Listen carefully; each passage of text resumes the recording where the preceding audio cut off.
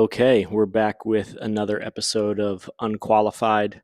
Um, it's funny. I when I first started recording these talks, I think one of the things I was like, okay, I think a podcast format could be useful for people, um, that are interested in things related to fitness um, and how trainers actually become coaches and issues around working in the fitness industry and the challenges. Um, but in that initial video, I was like, I'm just going to sit on this couch and do talks because that feels like the most easily reproducible thing for me. And did a few videos, and then sure enough, thinking about doing this one, I was like, I just ran into that same thing that I've always run into before of I got to make sure the timing's right. I got to make sure that I have all my ideas fully flushed out and I know what I'm going to say, and I'm going to hopefully make it useful for people and have it refined. But and that's the whole reason that I wanted to do this type of talk, is like, it doesn't have to be super refined, and I can get just too much in my head with things. So all that to say, today's episode might be a little bit of rambling because I have a loose idea of what I wanted to talk about, but it's not fully formulated. So if I say anything crazy, just ignore it. But the one thing that I've been thinking about recently and I've noticed is, when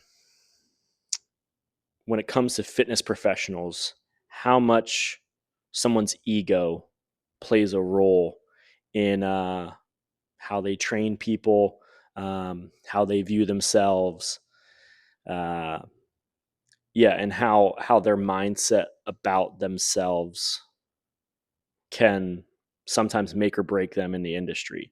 And I can speak to this from personal experience, um, in terms of, if you're striving to be a great coach, fitness is the service industry. Like, you need people to enjoy working with you, not only your programming, but also your personality. You want them to feel like they got a great workout. You don't want to run them into the ground. You want them coming back next time. You want them making progress. So it's fitness is very much the service industry, and I think a lot of people um, don't fully understand that, because when it comes to training clients, like, we take pride in doing a good job. I think most people would agree with that. Um, and so then when our clients are blown away and they like us, that can fuel our ego of like, okay, I'm the best. And you can look around at other trainers if you're working in a facility and being like, I'm a better trainer than that person. I got more clients than this person, and you start to build up this ego. Especially if you have clients who like being around you, they might tell you how great that you are, um, and so you build up this ego, and then you might be faced with a little bit of a bruised ego when a client is like, "Yeah, I'm not really loving our workouts." This just happened to me recently. Um, but this has been something that's been on my mind, and was like, okay, like, the programming isn't me. If they have a problem with it, or they want to adjust something, um, it's a delicate balance, because you want, if you're doing the best thing for them, you think like, okay, this is going to deliver the goals that they want, but sometimes it's going to require them to do work that they don't enjoy doing. So it's this delicate balance of like, give them what they need, but also give them what they want. But if a client comes to you and is like, yeah, I'm not really enjoying it, or they ghost you, like, I've seen this time and time again with trainers, and they're being like, it's easy to place the blame on the client, maybe consciously, maybe subconsciously, and being like, they don't know what they're talking about. I'm the professional. How could they even question why we're doing this? It doesn't matter what they like. I'm just going to like give them what they need, and they need to trust me. Um, and we get ego around whether or not a client enjoys working with us or they're seeing progress. And that's another thing. Like you see it in the industry. I mean, it makes sense to some point, but like trainers are always posting out there on social media progress pictures for my clients, and like I get it, social proof, but like there's also this aspect of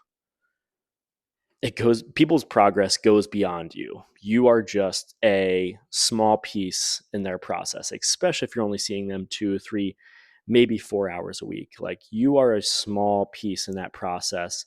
And yes, maybe you were that missing piece that they needed in order to get where they were going, and maybe they sing your praises to all of their friends. But um, what happens when you have clients who train for years, don't make progress, and suddenly it's not your fault, it's their fault. Once again, our clients play a very significant role in their progress, but uh, we can go along and just being like, yeah, they're not listening, and I'm trying to get through to them, but they won't listen. So instead of, I think what I'm trying to say is, instead of having this ego of being like, I am the key piece in where they're trying to go, um, understanding that it's all a process. How, if they're not making progress, like it's on you to be the one to ask the right questions. Okay, are you enjoying the workout? Are there things that you wish were different?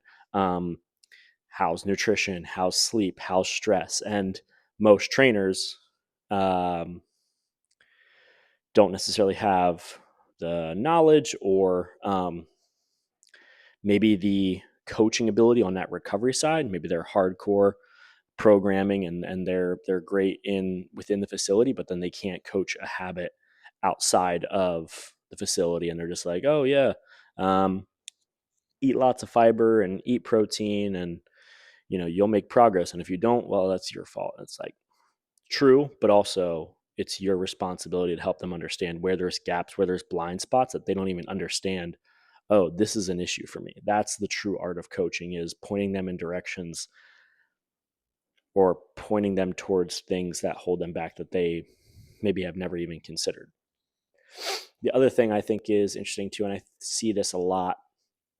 I've not really worked in group fitness, but you see this time and time again, where in boutique group fitness, um, not to name any names, but national chains are relatively notorious for this. Is they attract like these like celebrity instructors. Like everybody goes to this person's 6 a.m. spin class because they're the best, and they're getting recruited to go teach somewhere else. And I mean, you see it with, let's just say, Peloton as an example. Like you have these celebrity riders that, like, arguably, if Peloton didn't still have some of those, I mean, their business model has shown that that they have some stuff to figure out.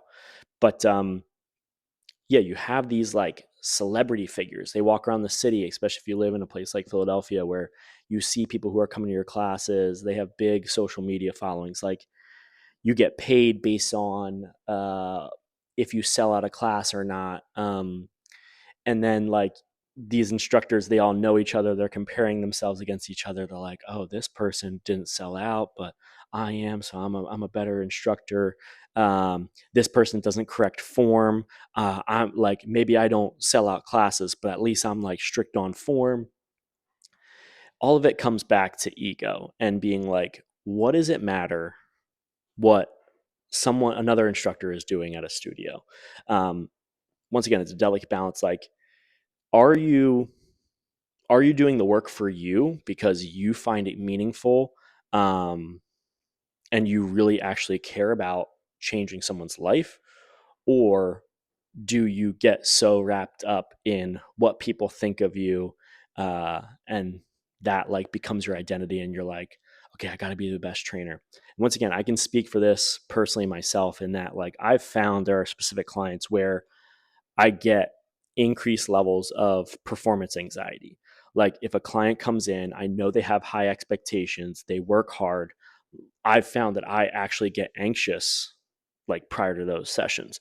Even if they enjoy working with me, they've never indicated that they're unhappy with anything.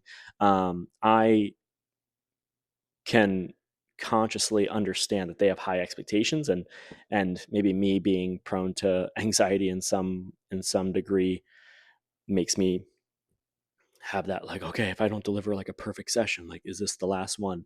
And I think for me, once again, I'm not saying that this is going to be true for everybody, but I have to ask myself, am I coaching in a way, both in the facility and the habits outside of the facility, that I am confident that I'm giving them the best information and the best resources?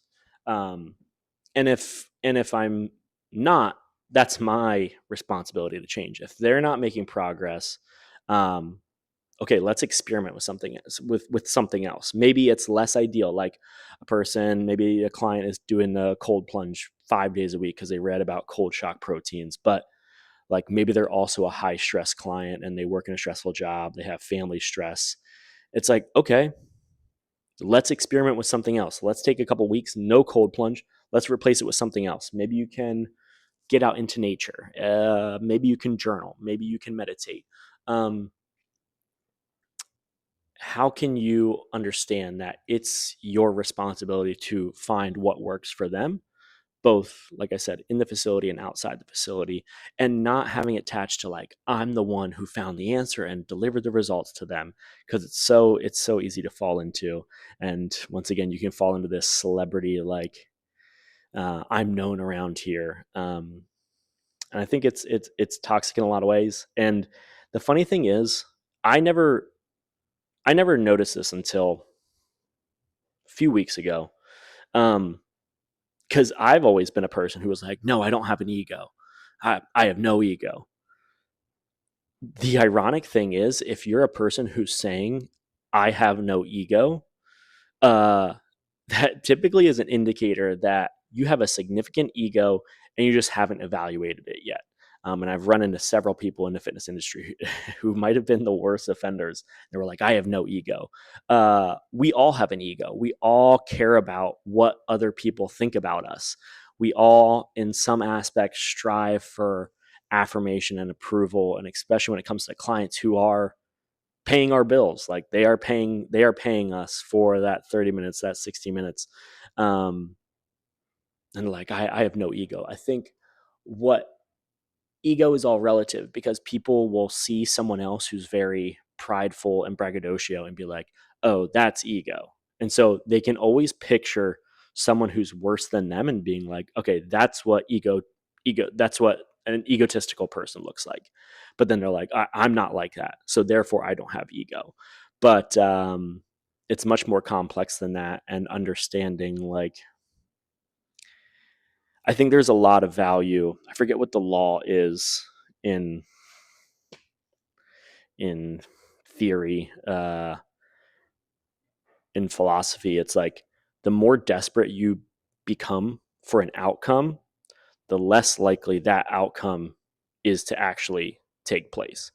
And I think that's, you see that, um, in fitness. It's like, oh, someone is so anxious for success and for approval, and like they never get it. And then even if they do get it, it's never enough, because you can never be told you're great enough times to feed that ego.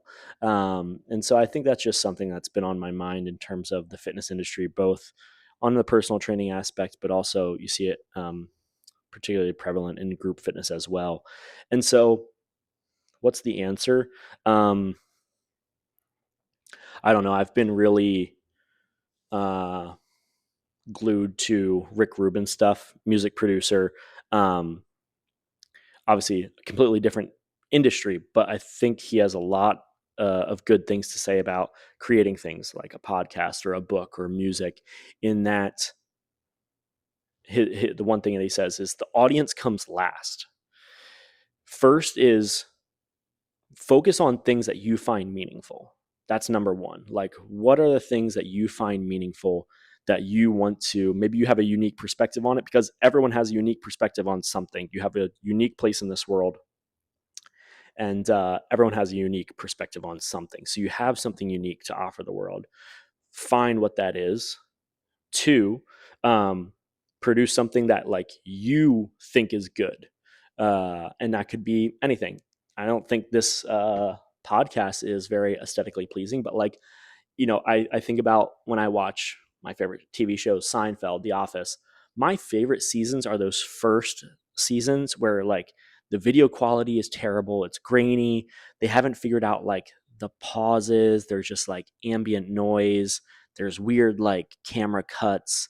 Like that's stuff that I enjoy. So I was like, okay, cool. Let's produce. If I'm going to do a podcast, not only do I want it to be reproducible, but second, like unrefined things are things that I enjoy. So like I also have to not get wrapped up into what's the video quality, what's the sound quality. Like, yeah, I want to do it so that that it's it's you know it's not hard to watch or listen to, hopefully. But once again, the audience comes last. So third, it's not like you don't care about the audience at all, but you have to care about what you believe in, what you enjoy, and then the audience comes last. And when it comes to personal training, that can be a little bit tough because we always put the client's needs first, and I think there's a delicate balance on the fitness side. So, but understand that you're coaching, hopefully, because you find it meaningful and it's something that you enjoy, versus trying to seek someone else's approval, because that is a tricky game to play. There are people, I'm sure you could think of 5 people off the top of your head, they're never satisfied. So like my message is just like relax, just do the things that you care about. And maybe you care about the client having the best experience, regardless of if it goes against your philosophy or not.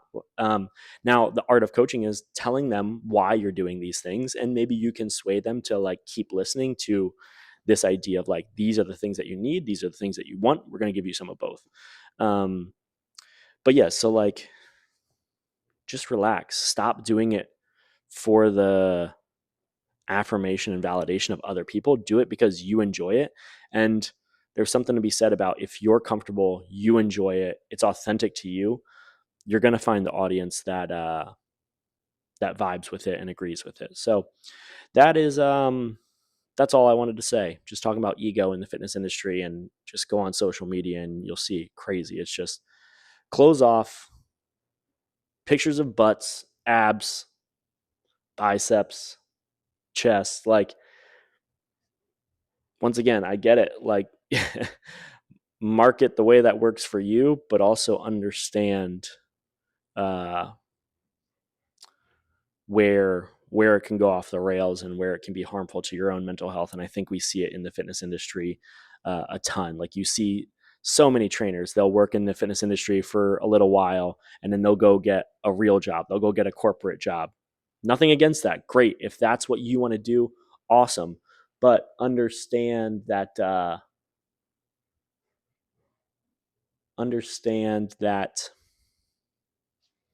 if you don't address ego as a coach, it's going to follow you wherever you go. You want your boss to think you're doing a great job, of course you do, but are you obsessed with that, and does that have the possibility of threatening your mental health?